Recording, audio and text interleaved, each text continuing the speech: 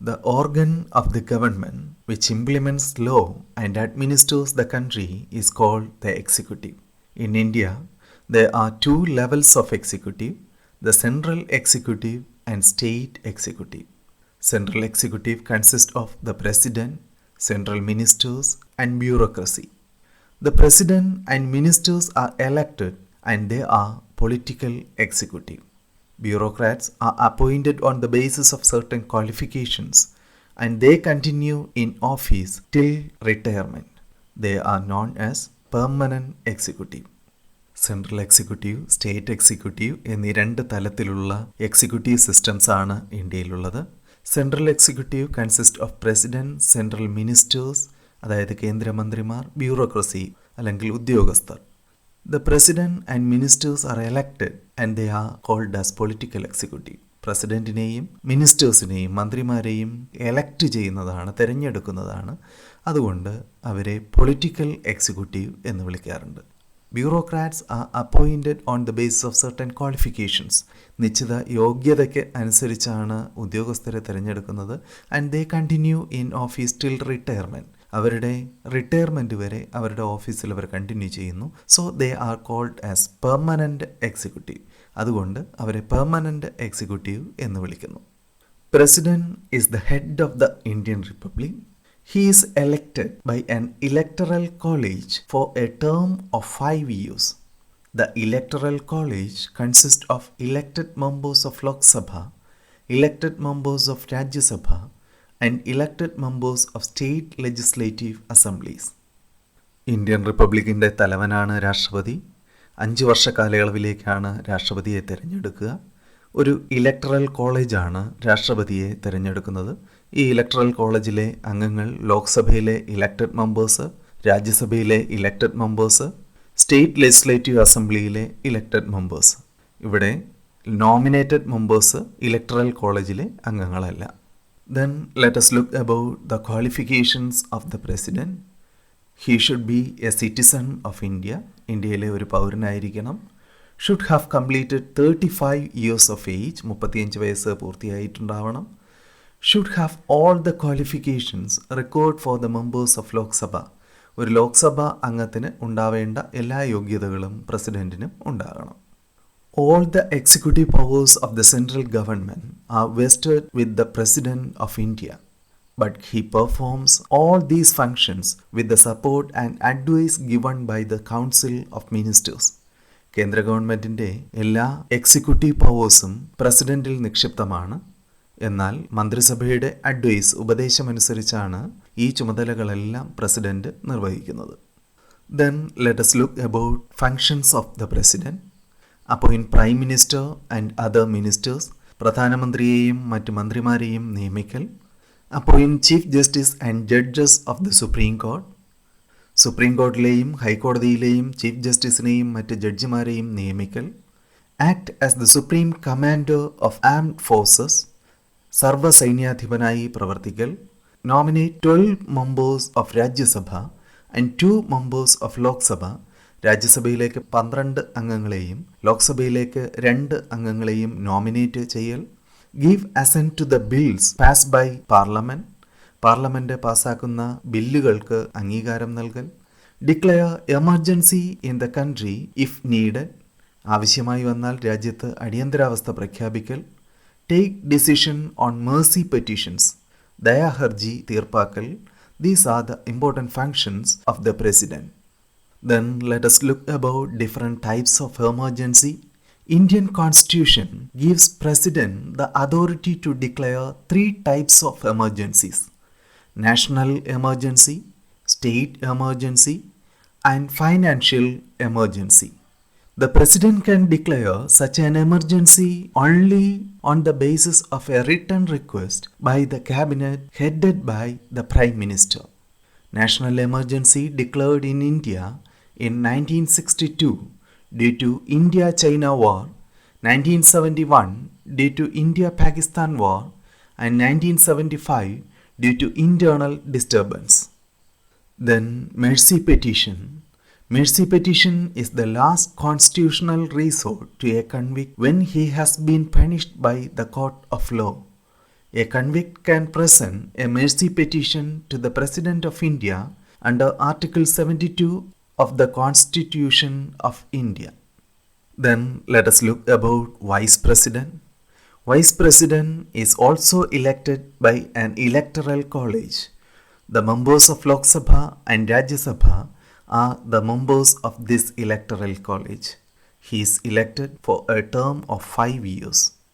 Then the functions of Vice President are that he performs the functions of the President in his absence. He presides over the sessions of Rajya Sabha. ഇന്ത്യയിൽ പ്രസിഡന്റിന് പുറമെ vice പ്രസിഡന്റുമുണ്ട്. Vice പ്രസിഡന്റിനെ തിരഞ്ഞെടുക്കുന്നതും ഒരു electoral കോളേജാണ്. രാജ്യസഭയിലെയും ലോക്സഭയിലെയും അംഗങ്ങളാണ് ഈ electoral കോളേജിലെ അംഗങ്ങളായി ഉണ്ടാകുന്നത്.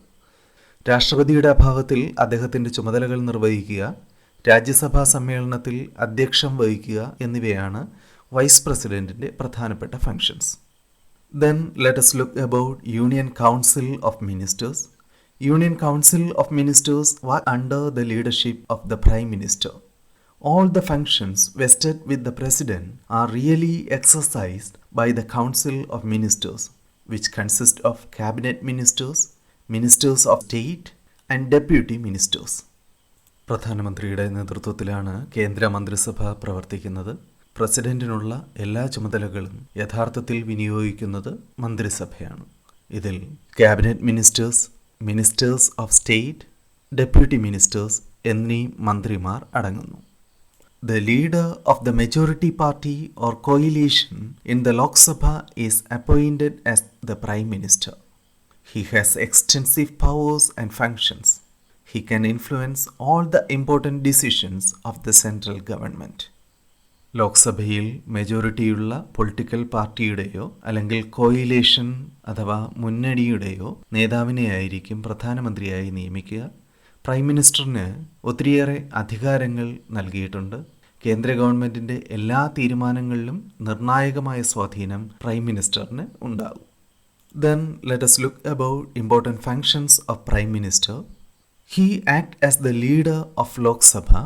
ലോക്സഭയുടെ നേതാവായി പ്രവർത്തിക്കുന്നു. Presides over the meeting of the cabinet. Cabinet മീറ്റിങ്ങുകളിൽ അധ്യക്ഷം വഹിക്കുന്നു. Coordinates the functions of the Council of Ministers. മന്ത്രിസഭയുടെ പ്രവർത്തനത്തെ കോർഡിനേറ്റ് ചെയ്യുന്നു. Informs the President of the decisions taken by the cabinet. മന്ത്രിസഭ എടുക്കുന്ന തീരുമാനങ്ങൾ പ്രസിഡന്റിനെ അറിയിക്കുന്ന ചുമതല പ്രധാനമന്ത്രിക്കാണ്. Then State Executive. The head of the state level executive is the governor. The chief minister and his cabinet act as the real executive in the state. സംസ്ഥാന എക്സിക്യൂട്ടീവിൻ്റെ തലവൻ ഗവർണറാണ്. മുഖ്യമന്ത്രി തലവനായ മന്ത്രിസഭ സംസ്ഥാനങ്ങളിൽ യഥാർത്ഥ എക്സിക്യൂട്ടീവായി പ്രവർത്തിക്കുന്നു. These are the important features of executive in India. And now let us look about judiciary. It is the judiciary which interprets the laws passed by the legislature. There may arise disputes between individuals and government, between central and state governments, and among state on various issues. It is the judiciary which resolves these disputes. By punishing the guilty and protecting the innocents, the court implements justice. Then let us look about the structure of judiciary in India. Supreme Court is considered as the apex court in jurisdiction all over India. High courts hear cases that arise in the states. District courts hear cases in the district. Sub-courts, municipal courts, and magistrate courts hear taluk level cases. Supreme Court is the apex court in India. It consists of a Chief Justice and judges appointed by the President. At present, the Supreme Court has a Chief Justice and 30 judges. രാജ്യത്തെ പരമോന്നത കോടതിയാണ് supreme കോടതി. നിലവിൽ ഒരു chief ജസ്റ്റിസും 30 ജഡ്ജിമാരുമാണ് supreme കോടതിയിലുള്ളത്. രാഷ്ട്രപതിയാണ് ജഡ്ജിമാരെ നിയമിക്കുന്നത്. The cases considered by Supreme Court are the cases relating to the violation of fundamental rights, fundamental റൈറ്റ്സിൻ്റെ വയലേഷനുമായി ബന്ധപ്പെട്ട കേസുകൾ, cases that arise between state government and central government, state ഗവൺമെൻറ്റും സെൻട്രൽ ഗവൺമെൻറ്റും തമ്മിലുള്ള തർക്കങ്ങൾ, dispute between state governments തമ്മിലുള്ള തർക്കങ്ങൾ, cases that require interpretation of constitutional provisions, ഭരണഘടനാ വകുപ്പുകളുടെ വ്യാഖ്യാനം ആവശ്യമുള്ള കേസുകൾ, അപ്പീൽ കേസസ് ഫ്രം ഹൈക്കോർട്സ്, സംസ്ഥാന ഹൈക്കോടതികളിൽ നിന്നുള്ള അപ്പീൽ കേസുകൾ എന്നിവയാണ് സുപ്രീം കോടതി പരിഗണിക്കുന്ന പ്രധാനപ്പെട്ട കേസുകൾ. Then High Courts. High Court is the highest court in a state. The High Court consists of the Chief Justice and such other judges appointed by the President. It supervises the working of district courts and other subordinate courts. സംസ്ഥാനങ്ങളിലെ ഏറ്റവും ഉയർന്ന കോടതിയാണ് ഹൈക്കോടതി. രാഷ്ട്രപതിയാണ് ഹൈക്കോടതിയിലെ chief ജസ്റ്റിസിനെയും മറ്റ് ജഡ്ജിമാരെയും നിയമിക്കുന്നത്. ജില്ലാ കോടതികളുടെയും കീഴ്ക്കോടതികളുടെയും മേൽനോട്ടം നടത്തുന്നതും ഹൈക്കോടതിയാണ്. Then the jurisdiction of High Court. It gives verdicts on cases relating to the violation of fundamental rights. Fundamental റൈറ്റ്സിൻ്റെ വയലേഷനുമായി ബന്ധപ്പെട്ട കേസുകളിൽ വിധി പ്രഖ്യാപിക്കുന്നു. Hear civil and criminal appeal cases from lower court, കീഴ്ക്കോടതിയിൽ നിന്നുള്ള അപ്പീലുകൾ പരിഗണിക്കാറുണ്ട്. Interprets laws pass by the state legislature. State legislature പാസ്സാക്കുന്ന നിയമങ്ങൾ വ്യാഖ്യാനിക്കുക, ഇൻ്റർപ്രറ്റ് ചെയ്യുന്നതും ഇതിൻ്റെ പ്രധാനപ്പെട്ട ഒരു ഫംഗ്ഷനാണ്. Then subordinate courts. Subordinate courts consist of district courts, sub courts, municipal courts and magistrate courts. They give verdicts on civil and criminal cases. Then let us look about Lok Adalat. Government has taken certain steps to ensure justice affordable to the poor and ordinary man. The most important among them is Lok Adalat. Lok Adalat means People's Court. It is a judicial system which is voluntary in nature. Clients desirous of disposing their cases can approach Lok Adalat, which will persuade them to dispose the cases through negotiations and mutual agreements. The aim of Lok Adalat is to settle the cases without any delay. സാധാരണക്കാർക്ക് അധികം പണച്ചെലവില്ലാതെ നീതി ലഭ്യമാക്കുന്നതിന് വേണ്ടി government സ്വീകരിച്ച നടപടികളിൽ പ്രധാനപ്പെട്ടതാണ് Lok Adalat.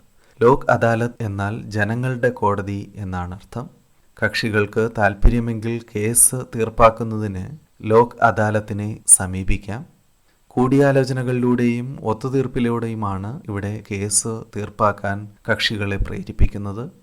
Case വേഗത്തിൽ തീർപ്പാക്കുക, കാലതാമസം ഒഴിവാക്കുക എന്നിവയൊക്കെയാണ് ഈ ലോക് അദാലത്തിൻ്റെ പ്രധാനപ്പെട്ട ലക്ഷ്യങ്ങൾ. Now we have learned about the three organs of government.